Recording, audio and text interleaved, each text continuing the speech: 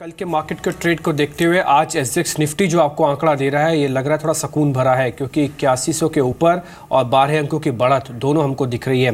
Important चीज़ ये भी होगी कि कल बकिंग द ट्रेंड जो था वो सीमेंट कंपनीज थी। ये चंदन, ये कई दिनों बाद सीमेंट कंपनीज के अंदर खरीदारी हमने आती हुई देखी है। ये कई दिनों बाद चले हैं इसलिए ज़रा हम नोटिस कर रहे हैं, या फिर ये चलने की तैयारी में है इसलिए हमको नोटिस करना चाहिए? जी देखें, ओवरऑल यदि सीमेंट की बात करें तो यहाँ पे ट्रेंड है वो नेगेटिव था। लगातार पिछले 3-4 वीक्स यहाँ पे lower top slow bottom formation बन रहे थे, बट कल most of the cement counter में एक थोड़ा सा बाइंग इंटरेस्ट देखने को मिला था, शॉर्ट कवरिंग भी देखी थी। हालांकि ये first day of the reversal था, इसलिए फॉलोअप आना जरूरी है, तभी ये ट्रेंड चेंज होगा। बट यदि कंपेरेटिवली यहाँ पे देखेंगे तो मेरा मानना है कि इंडिया सीमेंट यहाँ पे एक बॉटम प्रोसेस कर रहा है। आज से कुछ दिन पहले 105 के आसपास का बॉटम बनाया, उसके बाद 107 का बॉटम बनाया और अब 109 के आसपास ये सपोर्ट ले रहा है। तो यहाँ पे हायर बॉटम्स बन रहे हैं जो इंडिकेट कर रहे हैं कहीं ना कहीं ट्रेडर्स इस काउंटर को अक्यूमुलेट कर रहे हैं। तो मेरे हिसाब से यहाँ पे बेस बन चुका है और यहाँ पे चांसेस है कि 120 तक के बाउंस बैक आ जाए, तो इंडिया सीमेंट पे हमारी रेडार रहेगी। वही अल्ट्राटेक है जिस पर अभी भरोसा करना मुश्किल है क्योंकि ट्रेंड काफी वीक है। यदि 3300 के आसपास आता है तो वापस ये पोज ले सकता है और सेलिंग प्रेशर यहाँ पे बन सकते हैं। तो इंडिया सीमेंट एक ऐसा काउंटर रहेगा जो सीमेंट पेक में हम पसंद कर सकते हैं और इस काउंटर में यहाँ से बाउंस बैक और बॉटम बनने के फॉर्मेशन बन चुके हैं।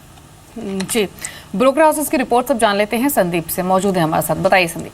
शुक्रिया दीपाली। सबसे पहले यूबीएस की एक रिपोर्ट आई है आईटी सेक्टर पर। उन्होंने अपना जो कॉशियस स्टैंस है उसे बरकरार रखा है और उनका मानना है कि स्टॉक स्पेसिफिक जहाँ तक बात है, इन्फोसिस, विप्रो, टेक महिंद्रा, इन काउंटर से आपको तुरंत निकल जाना चाहिए। और टीसीएस और साथ ही साथ एचसीएल टेक, इन दो काउंटर्स के ऊपर उन्होंने अपने जो न्यूट्रल स्टैंस है वो बरकरार रखा है। उनका ये कहना है कि जिस तरह से मिनिमम वेजेस बढ़े हैं, $1 लाख हुए हैं, उसकी वजह से जो आईटी कंपनीज हैं उनके जो मार्जिन है उसके ऊपर 1.9 से 2.2% तक का जो प्रेशर है वो आगे भी जारी रह सकता है। उनका ये भी कहना है कि इंडियन आईटी कंपनीज की वीज़ा के ऊपर जो निर्भरता है वो काफ़ी ज़्यादा है, उस वजह से छोटी अवधि में इन कंपनियों के ऊपर ज़्यादा इम्पैक्ट देखने को मिल सकता है। इस वजह से अपना जो कॉशियस स्टैंस है बरकरार रख रहे हैं और 3 कंपनी के ऊपर उन्होंने सेल कॉल अपना बताया है। इसके अलावा यूबीएस की रिपोर्ट आई है पीएफसी और साथ ही साथ आरईसी, दोनों के ऊपर उन्होंने अपने जो बाय रेटिंग है उसे बरकरार रखा है। आरईसी के लिए जो टारगेट प्राइस 145 था उसे बढ़ाकर 165 रुपये किया है और पीएफसी के लिए टारगेट प्राइस को 145 से बढ़ाकर 150 रुपये किया है। उनका ये कहना है कि मिड कैप सरकारी बैंकों के मुकाबले इन दोनों कंपनी को जो कैपिटल रेशोस है वो काफ़ी बेटर है। उनका ये भी कहना है कि एसईबीएस में एक्सपोजर से इन कंपनियों को कोई रिस्क नहीं है। 14 से 17% के आसपास की जो आरओईस हैं वो देखने को मिल सकती हैं और जिस तरह की मजबूत आरओईस हैं उसके बावजूद पीएस के मुकाबले कंपनी डिस्काउंट पे अवेलेबल है, जिस वजह से बाय कॉल मेंटेन करते हुए इन दोनों कंपनी जो टारगेट प्राइस है उसको यूबीएस ने इंक्रीज़ किया है। तीसरा कॉल जो आया है वो टोरेंट फार्मा पे आया है, एडलवाइस की ओर से उन्होंने बाय रेटिंग बरकरार रखी है। टारगेट प्राइस वो सुझा रहे 1665 रुपये का। उनका कहना है कि भारत और ब्राज़ील में ब्रांडेड कारोबार और ब्रांडेड प्रोडक्ट्स के ऊपर कंपनी का काफ़ी फोकस है, जिससे सस्टेनेबल ग्रोथ देखने को मिलेगी और वैसे भी बाकी पीयर्स के मुकाबले जो रिटर्न रेशियोज हैं वो सबसे बेहतर है इस कंपनी की और कैश फ्लोस काफ़ी मजबूत है। अगले 3 साल में यूएस में करीब 100 फाइलिंग्स इस कंपनी की ओर से देखने को मिल सकती है, जिस वजह से आने वाले समय में भी जो सस्टेन ग्रोथ है वो इस कंपनी में देखने को मिल सकती है। आखिरी में गोल्डमैन सैक्स की रिपोर्ट आई है अल्ट्राटेक सीमेंट के ऊपर, जिसमें उन्होंने बाय रेटिंग बरकरार रखी है। 3875 रुपये के टारगेट वो दे रहे हैं। उनका कहना है करेंसी बैन के बाद करीब 21% के आसपास की गिरावट इस कंपनी में देखने को मिली और जिस तरह से पैन इंडिया प्रेजेंस है इस कंपनी का, उस वजह से इतनी गिरावट, इतनी अंडर परफॉर्मेंस उनको उसका कोई कारण समझ नहीं आ रहा। उनको लगता है कि अनवारंटेड है। उनका ये भी कहना है कि जिस तरह से सरकारी खर्च बढ़ेगा और साथ ही साथ मध्यम अवधि में हाउसिंग सेगमेंट में सुधार होगा, उस वजह से इनकी जो डिमांड है उसमें इजाफा देखने को मिलेगा, जिसको देखते हुए उन्होंने अपनी जो निवेश की राय है उसे बरकरार रखा है इस काउंटर पर। जी, शुक्रिया आपका संदीप, ये ब्रोकर हाउसेस की रिपोर्ट्स बताने के लिए। आशीष कुकरेजा हमारे साथ फिर से मौजूद हैं। आशीष, अभी कुछ देर पहले हम रिलायंस कम्युनिकेशन की बातचीत कर रहे थे, आपका क्या व्यू है जो ये टावर डील साइन होने की प्रोबेबिलिटी जाहिर की जा रही है, क्या इस डील को आप पॉजिटिव देखते हैं आरकॉम के लिए? क्योंकि ऐसा कहा जा रहा है कि डेफिनेटली कंपनी का डेट इससे रिड्यूस होगा, लेकिन इसके साथ साथ जो इक्विटी वैल्यू है वो भी इरोड होगी। और फिच ने भी ये बात हाईलाइट करते हुए आज रेटिंग भी अपनी दी है रिलायंस कम्युनिकेशन पर और जो रेटिंग है वो नेगेटिव उन्होंने दी है। आप कैसे देखते हैं इस खबर को रिलायंस कम्युनिकेशन के लिए? इनफैक्ट उनकी फोन लाइन एक बार फिर से डिस्कनेक्ट हो गई है, लेकिन कुछ और ट्रेडिंग बेट्स आज के लिए फिर से जान लेते हैं। खबरों वाले शेयर्स में एक रिलायंस इंडस्ट्रीज भी था और खबर आज ये है कि $175 करोड़ के कर्ज के लिए कंपनी ने करार किया है 17 लेंडर्स के साथ। स्टॉक कल वॉलेटाइल था और आखिर में 0.5% की वीकनेस के साथ क्लोज हुआ था। लेकिन राकेश, कैसा लग रहा है आपको आरआईएल? दीपाली, एक अच्छी आउट परफॉर्मेंस रिलायंस ने दिखाई है विज़ाविज़। अगर आप निफ्टी की बात करें, कहाँ निफ्टी स्ट्रगल कर रहा है, रिलायंस ने एक अच्छी खासी रैली दिखाई है। नई पोजीशन तो इन सरों पे नहीं लूंगा, बट किसी ने ऑलरेडी अगर लॉन्ग कर रखा है तो 1052 का क्लोजिंग बेसिस का स्टॉप लॉस लगाना चाहिए। अगर 1052 के नीचे क्लोजिंग लेता है तो डेफिनेटली स्टॉक में एक नेगेटिव क्रॉसओवर और मोमेंटम इंडिकेटर्स देखने को मिलेगा। राकेश, आप आयशर मोटर को शॉर्ट करेंगे क्या? नहीं, देखिए डिम्पी, इसमें सेल ऊपर से बना हुआ है, टेक्निकल स्ट्रक्चर खराब है। कोई अगर फ्रेश शॉर्टिंग करना चाहता है तो 21,750 का एक स्टॉप लॉस लगाना चाहिए, और स्टॉक में नीचे की तरफ देखें तो 20,470, 20,500 नीचे में एक इमीडिएट सपोर्ट है, वहां तक स्टॉक गिर सकता है।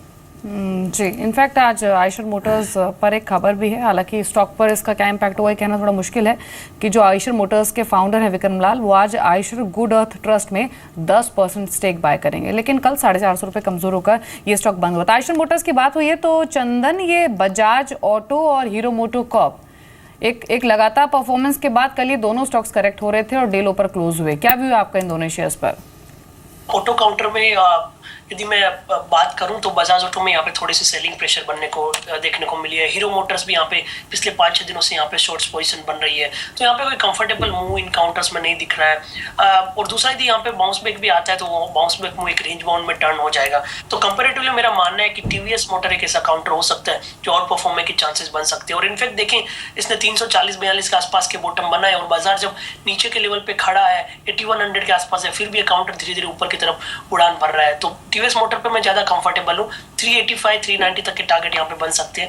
और दूसरा यदि हेवीवेट्स काउंटर से देखें तो मेरे हिसाब से टाटा मोटर्स में यहाँ पे एक पॉजिटिव प्राइस पैटर्न बना है और स्टॉक अपने आप को 465 के लेवल के ऊपर होल्ड कर रहा है। तो टाटा मोटर्स और टीवीएस मोटर दो काउंटर रहेंगे जहाँ पे पॉजिटिव बायस रहेगी, जबकि हीरो मोटो, बजाज ऑटो को मैं टाइमिंग एक बार अवॉइड करने की सलाह रखूँगा।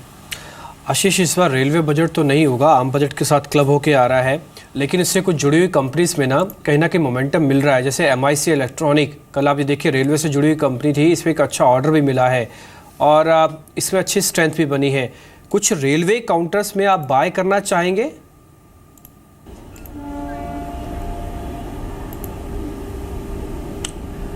आशीष बात नहीं हो पाएगी। राकेश, एक बार आप देखिए चार्ट, MIC इलेक्ट्रॉनिक कल एक पेटेंट इन्होंने जीता था 20 साल के लिए, 2008 की फाइलिंग थी तो 2028 तक जाएगा ये पेटेंट। आप ये और चलेगा आज भी? देखिए डिम्पी, नीचे में 13 रुपये 30 पैसे सपोर्ट है, ऊपर में 14 रुपीज़ 10 पैसे एक रेजिस्टेंस है, और ये अभी अगर इस स्तरों के ऊपर स्टॉक निकलता है तब स्टॉक एक स्ट्रॉन्ग हैंड्स में जाएगा, तब एक तेजी स्टॉक के अंदर शायद देखने को मिले। चंदन, ये वेल्सपन इंडस्ट्रीज पर आपका क्या व्यू है? कल का ये भी एक स्मॉल कैप कैटेगरी का स्ट्रॉन्ग परफॉर्मर था, जहां पर विद वॉल्यूम्स वेल्सपन इंडस्ट्रीज की बात हो रही है, जो कि कल 10% के आसपास के सर्च के साथ क्लोज हुआ था, और खबरें भी हैं कि इस हफ्ते बोर्ड बैठक होगी जिसमें बायबैक को लेकर डिसीजन लिया जा सकता है। क्या व्यू है आपका?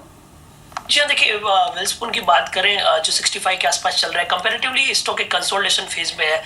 यहाँ पे कोई सेलिंग प्रेशर नहीं देखने को मिल रही है और ये कंसोलिडेशन में एक्यूमुलेशन ही देखने को मिल रहा है। और इनफैक्ट कल के ट्रेडिंग सेशन में अच्छे खासे वॉल्यूम के साथ स्टॉक ने सर्च किया था और यहाँ पे चांसेस है कि इमीडिएट जो हाई है 72 और 75 वहां तक चला जाए। तो मेरे हिसाब से यहाँ पे बाय रिकमेंडेशन बन सकते हैं, काउंटर कंपैरेटिवली स्ट्रॉन्ग बन रहा है। दूसरा, जहां तक आपने रेलवे काउंटर की बात की तो मेरी तरफ से टीटागढ़ वेगड़ एक ऐसा काउंटर है जहाँ पे आप मूव बना है, चाहे आप शॉर्ट टर्म की बात करें या पोजिशनल ट्रेडिंग की बात करें, ये काउंटर अच्छा खासा परफॉर्म कर सकता है। 118 के आसपास का सपोर्ट है, ऊपर में 160 तक के टारगेट भी इस काउंटर में बन सकते हैं। जी, तो टीटागढ़ वैगन्स को पिक कर सकते हैं एक लॉन्ग ट्रेड के लिए।